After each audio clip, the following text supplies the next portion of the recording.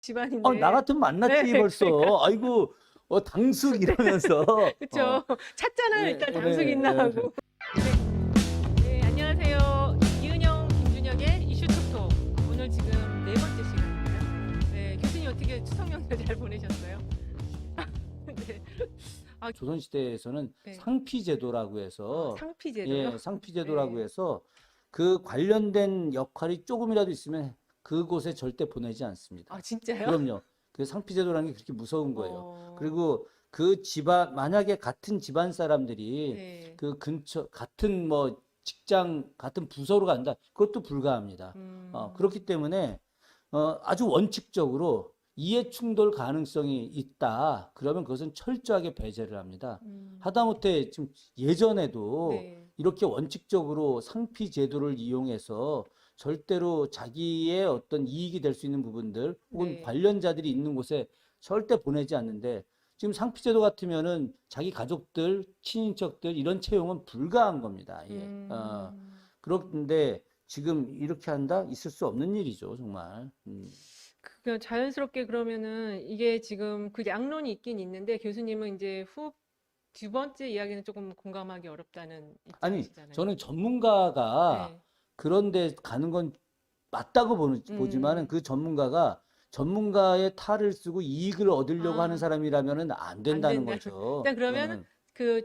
그 전문성을 가진 사람이 그거에 관련된 상임위를 가는 거는 필요하다. 마땅한 일이죠. 아주 마땅한 일. 마땅한 일인데, 네. 그런데 그 마땅한 전문가가 그걸 통해서 자기의 이익을 얻거나 자기 주변 사람들에게 이익을 얻게 해주거나 음. 하면은 안 된다는 거죠. 상당한 그 윤리 의식과 도덕성, 책임성 그렇죠. 이런 예. 것들을 제가 아주 가져야 흥미로운 되는데. 이야기인데, 네네. 예전에 그 율곡 이이가 네. 이순신 장군한테 편지를 보냈어요. 근데 음. 이순신 장군은 당시 직책이 뭐였냐면 훈련원, 요즘으로 말하면 육군사관학교 같은 데예요. 네. 거기에 교관으로 있었습니다. 정팔품 봉사.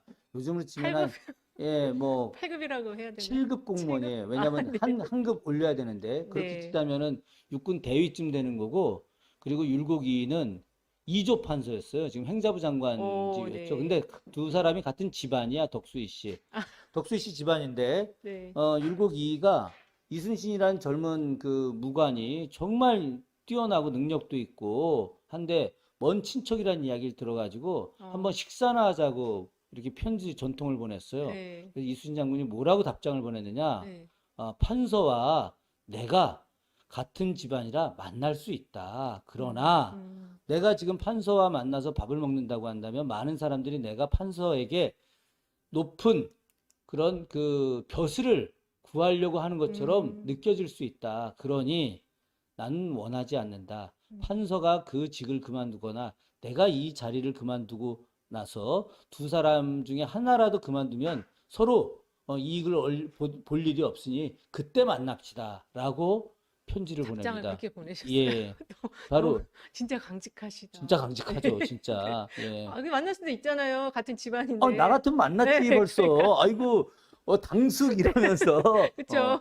찾잖아요. 예, 일단 예, 당숙 있나 예. 하고. 그런데 네. 이런 정도로 조선시대 때 이해 충돌을 갖다 하지 않으려고 하는 상피제도를 쓴 것이에요. 이건 정말 자발적 상피제도인데, 음, 뭐 공식적인 상피제도도 있긴 하지만 이런 부분은 안 되는 거고, 조선시대 때 피혐이라고 하는 제도가 있었어요. 피혐의? 피혐, 그냥. 피혐. 그 예. 혐의를 피한다는 거죠. 그러니까 가령 박덕흠 의원이 지금 이런 문제가 지금 있다라고 하는 공론화가 돼버렸지 않습니까? 당신이 네. 이해충돌로 해서 당신이 지금 그 중앙부처 국토부 이런 데 혹은 많은 지자체로부터 건설을 건축을 수주받았다. 이런 음, 의혹이 있잖아요. 그죠? 네. 조선시대는 이런 의혹이 있으면 그 직을 사직을 해버립니다. 의혹 자체만 제기돼도요. 그렇죠. 예. 그게 피혐이에요. 피혐의라고 하는 거, 혐의를 피한다. 그래서 어, 공정하고 깨끗하게 수사해달라고 요청을 해요. 그래서 매우 깨끗해지면 그때 가서 복직을 다시 하는 겁니다. 지금 박덕흠 의원 같으면은 조선시대 같으면 일단 국회의원직을 내놔야 되는. 사퇴를 해서 네. 야인으로 있어야 되는 거예요, 이게. 그리고 이제 그 깨끗해질 때 다시 복귀를 하는. 그러면 뭐 복귀는 아니고 이제 다시 그러면 국민들의 선택을 받아가지고 다음 선거 때 나오면 되는 거죠. 음, 최소 우리가 뭐 지금 피험까지는 아니어도 어, 최소 나와서 공개적으로 진실을 드러내려고 하는데 협조는 네. 해야 한다는 거죠. 또 교수님하고 지금 이거 네 번째 하는데 조선시대 그런 것들이 좀 지금보다 제도적으로 더 조금 철저했던 것 같은 느낌이 들거든요. 유교 사회였잖아요, 그래서 당시에. 그런가요? 유교 사회의 핵심은 뭐냐면은 네. 염치를 지키는 거거든요. 아, 근데 지금은 우리 사회가 염치가 너무 없어졌잖아요. 염치가 없어요. 예. 그냥 아, 이익이 되면 다 먹으려고 하잖아. 부끄러움이 사라졌잖아요. 그렇죠. 예. 맞습니다. 아, 근데 지금 피혐이라는 제도하고 그다음에 아까 말씀 상피제. 상피제도. 예. 아, 이거 두 가지는 좀 잘 한번 찾아봐야 되겠는데요. 좀 자세하게 어떤 사례들이 있었는지. 혹시 또 그 조선시대에 그 이해 충돌과 관련된 그런 사례가 아까 율곡 이 선생님하고 이수신 장군 외에도 또 뭐 그런 있었을까요? 거보다는 이제 뭐 네. 이 고위직에 올라가서 권력을 갖고 있었을 때 뭐 그냥 마구잡이로 재산을 긁어 모았던 많은 사람들이 있죠. 뭐 가장 대표적인 인물이 장희제 같은 사람들. 그게 장시제요.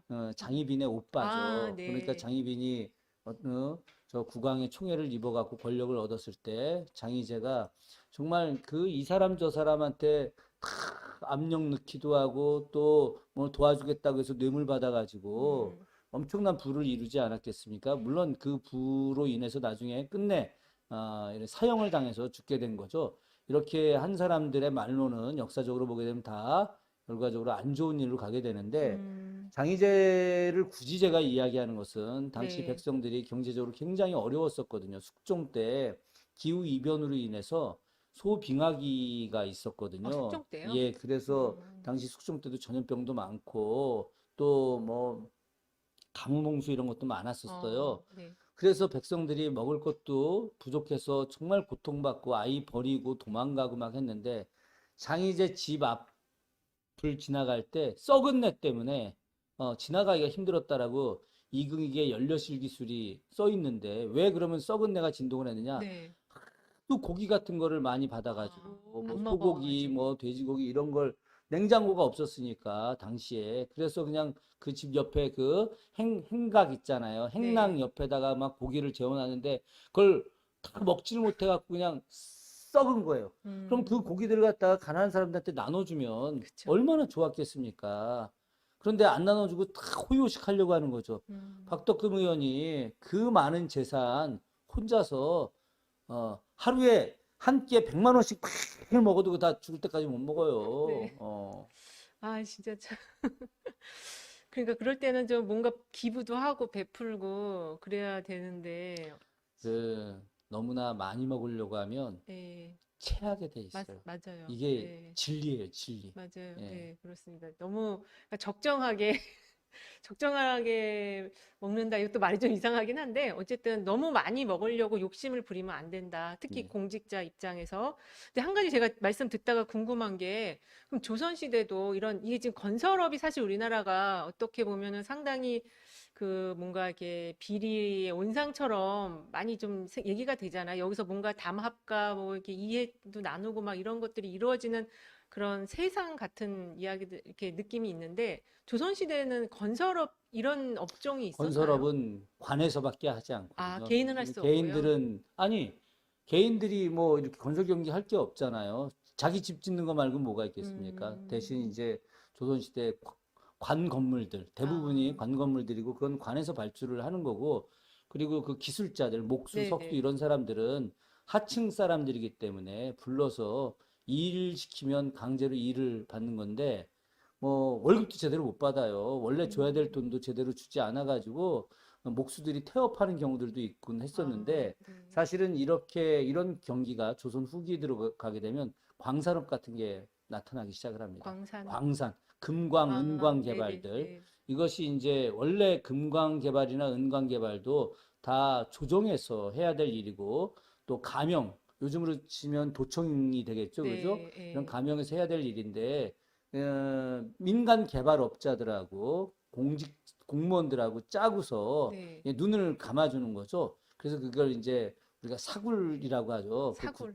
굴을 갖다 개인적으로 파가지고 이제 금광을 갖다 개발을 하는 것들인데 음, 이때 이제 그 공무원들 고위직들이 바로 그걸 막아야 되는데 그런 업자들하고 같이 연대를 결탁이 해가지고 돼가지고. 엄청난 돈을 뒤로 빼돌리는 일들, 이런 것들도 한편으로는 이해 충돌의 어떤 과정 속에서 나타나는 것들이죠. 아, 그게. 그러네요. 음. 그런 공직자들을 탐관오리라고 당연하죠. 봐야 되겠네요. 예, 예. 별도로 지금 탐관이지 그건. 탐관, 오리까지는 아니고요. 아니 오리는 이제 이방 호방 이런 사람들이니까, 아. 그러니까 탐욕스러운 관리하고 그릇된 잘못된 음. 이섭애들, 이게 탐관 오리니까 진짜 다 같이 그냥 그런 인간들이 많이 있었죠. 조선은 소위 말해서 저는 서리들의 나라라고 생각하거든요. 설이요. 예, 이호 예병 형공이라고 하는 네. 그 서리들이, 그게 한 6급 정도 되는 거 아닐까요? 아이고 6급은 급수가 어디 있어요. 그러나 이제 치자면 하위 공직자들인데